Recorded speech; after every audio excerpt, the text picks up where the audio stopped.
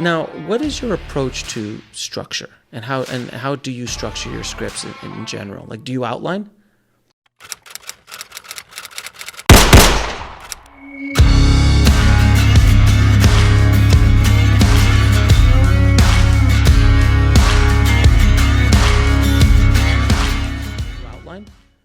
I'm not a big outliner, but I have a very good sense generally when I'm starting writing of what the important beats are, and most importantly, where I'm headed. So it's like a road trip. Like obviously you know where you're starting, but you gotta have a really good sense of like where you want to end up.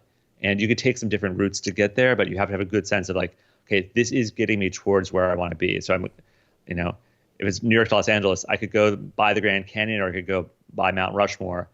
I have to make some choices, but I will get to that place where I'm going. So I have a good sense of the big, pit stops along the way as I'm getting there.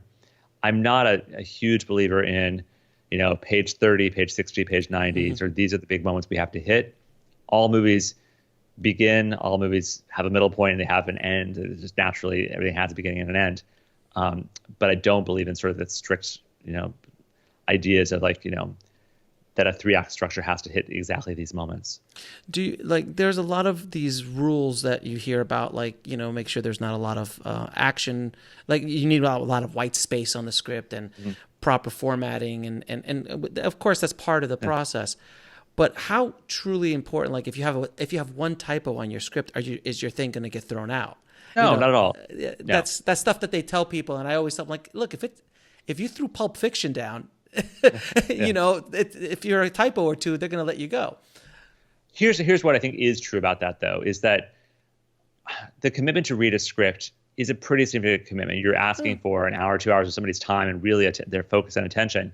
And so you have to make them believe it's really going to be worth their time to finish the script. And so if you're giving them any excuse to put it down, then you've shot yourself in the foot. So that's why, one last check for typos, one last check for like, is this really the best way through this scene? Did I mess up these characters' names? Like, those last looks are very important because, it could be somebody's only look. So you want to make sure that all that stuff is done right.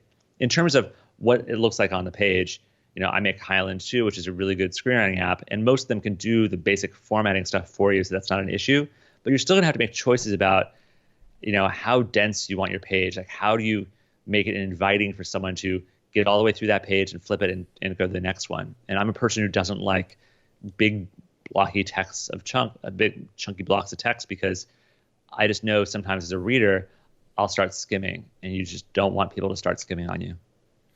So tighter the better, as always, as they say. Yeah, I mean, you don't put more than you need, but you are the only person who can know what you really need.